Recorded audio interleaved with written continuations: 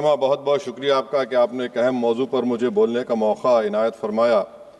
और बड़े अफसोस की बात है कि बड़ी धूमधाम से हुकूमत की तरफ से इस बात को रखा गया, मगर 30 से ज़्यादा MP यहाँ पर मौजूद नहीं हैं। मैडम, पहले तो मैं वज़ीर आज़म की इस बात की मजम्मत करता हूँ और उनको बताना चाहूँगा कि जिना के बारे में उन्होंने जो कहा था, हम तो जिना के सख्त मुखालिफ है, इसलिए भारत को अपना वतन माने, मगर 42 में आपके प्यारे वीर और जिना की पार्टी ने नॉर्थ वेस्ट फ्रंटियर, सिंध और बंगाल में मिलकर हुकूमत चलाई और उस हुकूमत ने 1.5 लाख हिंदू और मुसलमानों को अंग्रेजों की फौज में शामिल कराया ताकि वो लड़े। तो किसी शायर ने अच्छा कहा था वजीर आजम के बारे में कि फरेब देकर जमाने को पारसा ना बनिए, इन्हें कहो कि वो बंदा बने खुदा ना बने, अमीर शहर यही चाहता या हजरत कि हमारी चीख गले में रहे सदा ना बने। दूसरी बात मैडम, हमारे वजीर दिफा जनाब राजनाथ सिंह साहब ने बड़ा ही अजीब व गरीब और तकलीफ दे बात कही उम्मुल मोमिनीन के बारे में और उम्मुल किताब के बारे में। उम्मुल मोमिनीन उनको कहते हैं जो हमारे प्रॉफिट मोहम्मद सल्लल्लाहु अलैहि वसल्लम की वाइफ हैं, वो हम तमाम मुसलमानों की माँ, हम उनको तस्वुर करते हैं, मगर हम उनकी इबादत नहीं करते, हम अपनी माँ की इबादत नहीं करते। उम्मुल किताब कुरान है, हम कुरान की इबादत नहीं करते, कुरान अल्लाह का बिजावा कलाम है। तो उसके बारे में शायर ने अच्छा कहा कि खबर नहीं जिन्हें अपने दीन व मजहब की, हमें वो दीन का मतलब सिखाने निकले हैं। अहम बात यह है कि मैडम, हमारे मुल्क का आइन का इस लफ्ज से आगाज होता है वी द पीपल। इसका आगाज भारत माता के नाम से नहीं होता है। हमारे संविधान का जो प्रियम्बल है वो क्या कहता है? Liberty of thought, expression, belief, faith and worship. अगर दस्तूर का ये पहला सफा ये बात करता है तो फिर कैसे किसी शहरी को किसी खुदा, देवी, देवता की इबादत करने पर या सजदा करने पर मजबूर किया जा सकता है? आप ही की पार्टी से आज की जो बातें हुई है इसी का बोल रही हैं। हमारे कॉन्स्टिट्यूंट असेंबली में मैडम एक मोहतरमा थी रोहिणी कुमार चौधरी ने एक तजवीज दी थी कि प्रियम्बल में किसी देवी के नाम से शुरू हो। उन्होंने खास तौर से वंदे मातरम का जिक्र किया, मगर उसको कबूल नहीं किया गया। फिर KV कामत साहब ने एक तजवीज दी कि इट्स सिटीजन्स को बदलकर हर सिटीजन्स किया जाए और खुदा के नाम से शुरू किया जाए, वो तरमीम को मुस्तरद कर दिया गया। हमारे संविधान का उसूल यह है कि भारत क्या है, उसकी अवाम है, अवामी कानून की मुसन्निफ है, अवाम की मर्जी से सबसे बालातर है, अवामी हाकिम है। मुल्क किसी खुदा, देवी, देवता, मजहबी इलामत के नाम से नहीं चलता, ना मुल्क किसी एक मजहब की मिल्कियत है। इसीलिए बाबा साहब अम्बेडकर ने क्या कहा था? उन्होंने मदर इंडिया के नजरिए को मुस्तरद किया। बाबा साहब ने एक नई इस्तिलाह वजह कर दी और कहा कि भैक्षित भारत, ये बाबा साहब अम्बेडकर ने कहा। अब मैडम, अगर मजहबी आजादी इस आइन का बुनियादी उसूल है तो सवाल यह पैदा होता है कि उस वक्त हमारे जो कॉन्स्टिट्यूंट असेंबली के प्रेसिडेंट थे जनाब राजेंद्र प्रसाद साहब ने किस बुनियाद पर वंदे मातरम को कौमी तराना करार दिया? ना तो कोई सेक्यूरिटी रेजोल्यूशन है इसके बारे में। मैडम, मैं आपको बताना चाहूंगा कि जुडिशरी क्या कहती है। बीजू इमैनुअल केस है 1986 का, जिसमें जिहोवा विटनेस ने कहा कि मैं नेशनल एंथम के वक्त खड़े रहूंगी, पढ़ूंगी नहीं। सुप्रीम कोर्ट ने कहा कि उसने कोई गुनाह नहीं किया। वहीं एक 2017 का केस है अश्विनी उपाध्याय का केस सुप्रीम कोर्ट का, उन्हें कहा गाइडलाइंस दिए जाएं वंदे मातरम पर, सुप्रीम कोर्ट ने नहीं कह दिया। फिर आप आ जाइए madam, prevention of insult act national 1971, इसमें नेशनल सॉन्ग नहीं है, सिर्फ नेशनल एम्बलम और आपका नेशनल एंथम है। फिर आप आ जाइए 40th अमेंडमेंट आर्टिकल 51A 76 में पास हुआ, उसमें भी इसका कोई जिक्र नहीं है। मैडम, मैं आपके सामने बताना चाहूंगा कि हमारा भारत एक इसका मजमुआ क्या है। इसमें हिंदू है, मुसलमान है, सिख है, ईसाई है, जैन है, एथिस्ट है, मेहनतकश है, किसान, गरीब, मजलूम और दलित है।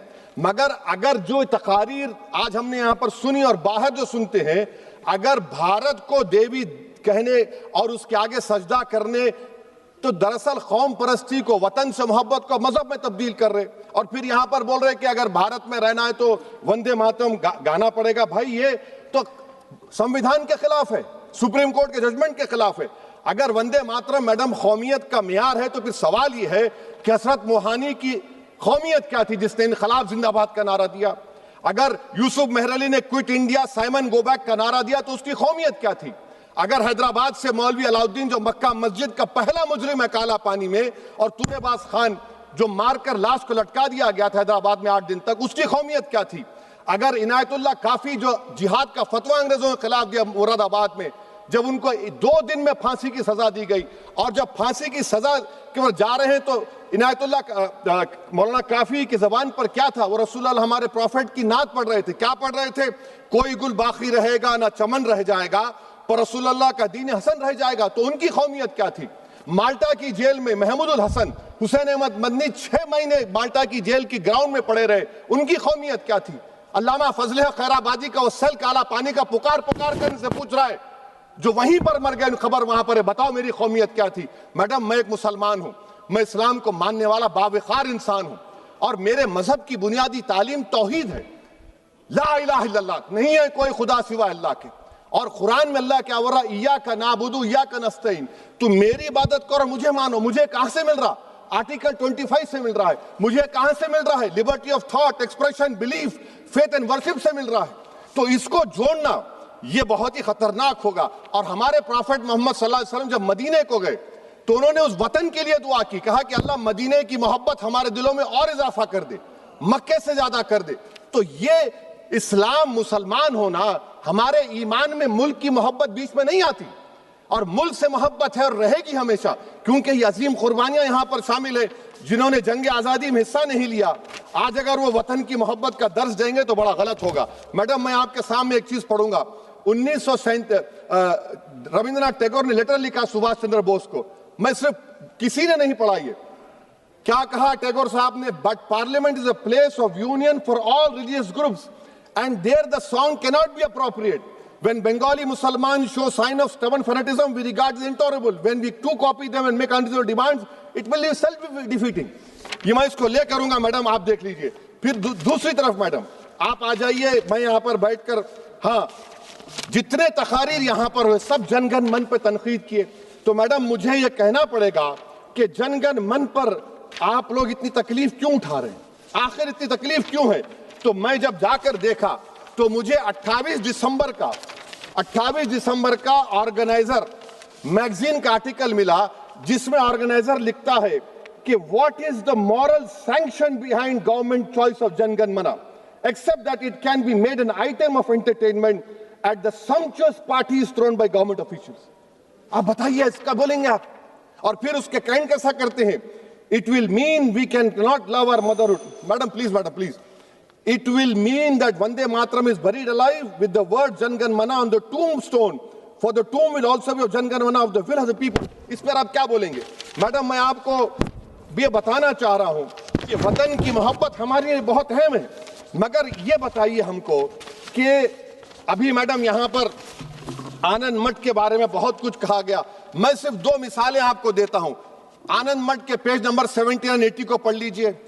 इसके बाद सनातन जहां मुसलमानों के घर पाते थे, इन्हें आग लगा देते थे। आप पेज नंबर 98 पढ़िए।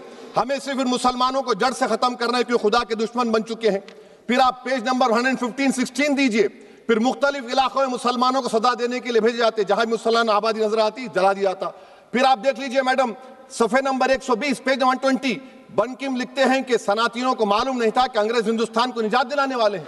ये आप क्यों कर रहे हैं? अब आप मैडम, मैं आपको पेपर्स दे कर दूंगा। मैडम, भारत में हमारी आजादी इसलिए आई और बरकरार रही कि हमने मुल्क और मजहब को एक चीज नहीं बनाया। हमने ऐलान किया कि हमारी मुल्क मुख्तलिफ तबकात मज़ाहिब पर मुश्तमिल है। हमारे मुश्तरका तकदीर हमारी कौमियत का सरचश्मा है। यह खास जबान, सखावत, मजहब नहीं है।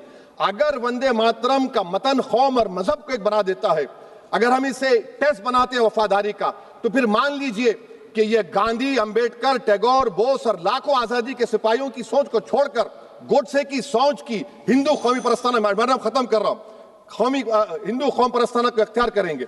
मुझे वतन से बेइंतहा मोहब्बत है मैडम, और इंशाल्लाह हमेशा रहेगी। मगर बावजूद इसके कि मेरी मस्जिद, मेरी इबादत गाह, मेरे कपड़े, मेरे कारोबार पर हमले होते, मगर मैं फिर भी कहता हूं कि वतन मेरा, हर वतन को हम छोड़कर नहीं जाएंगे। मगर हुब्बुल वतनी का क्या मुतालबा है? हुब्बुल वतनी ये कहता है कि वतन से मोहब्बत है तो जुल्म को खत्म करो, गरीबी को खत्म करो, बेरोजगारी को खत्म करो, जबर का खात्मा करो, अमन का गहवारा बनाओ, पाकिस्तान की दहशतगर्दी को खत्म करो, एक्सप्लॉयटेशन को रोको, शरारत को रोको, मुल्क के खिलाफ की जाने वाली साजिश खत्म करो। मैडम, भारत एक चमन है जहां पर हर फूल को खिलना चाहिए। और अगर कोई इस फूल का अगर पूरे फूल खिलेंगे तो उसकी खुशबू से ये वतन मौतर होगा, मगर अगर इस चमन का माली ये कहेगा कि एक ही फूल खिलेगा, तो मैं जिम्मेदारी के साथ कह रहा हूं, अगर एक ही फूल खिलेगा तो वो सहरा बन जाएगा और माली माली नहीं रहेगा, वो जल्लाद कहलाएगा। तो इसीलिए मैडम हम उम्मीद करते हैं कि हुकूमत इस पर जोर जबर ना करे। मेरा राइट है, यकीनन मैं जानता हूं कि आजादी के लड़ाई में वंदे मातरम का नारा था, मगर अगर आप इसको जबर करेंगे तो ये संविधान के खिलाफ है। वफादारी का सर्टिफिकेट हमसे मत लीजिए, मैडम खत्म कर रहा हूं, वफादारी का सर्टिफिकेट हमसे मत लीजिए। आपके बुजुर्गों के कोई एक किताब में लिख के क्या लिखा है बता दीजिए, कहां पर क्या लिखा हुआ है। तो मैं मैडम मैं इस शेर पर अपनी बात को खत्म कर रहा हूं मैडम, मैं इस शेर पर अपनी बात को खत्म कर रहा हूं मैडम, मैं अपनी बात को खत्म कर देता हूं मैडम, क्योंकि आप बहुत जल्दी में हैं। कि भारत जिंदाबाद, हिंदू मुसलमान जिंदाबाद, दलित जिंदाबाद, ईसाई जिंदाबाद, आदिवासी जिंदाबाद, जो किसी खुदा को नहीं मानते वो भी जिंदाबाद, और मैडम सब पिछड़ा सब आ गया इसमें। तो हम उम्मीद करते कि इस रूह को आप समझेंगे, अगर आप सिर्फ अपनी आइडियोलॉजी को लेकर चलेंगे। और आखिर में मैडम, जनाब बंकिम चंद्रा साहब के बारे में मैं आपके सामने डॉक्यूमेंट लेकर रहा हूं कि उन्होंने बीए का एग्जाम पास नहीं किया था, 7 मार्क्स से फेल हो गए थे, ये भी रख रहा हूं। तो आप जिसका लिटरेरी जायंट बता रहे, ये नहीं है। बहुत बहुत शुक्रिया मैडम।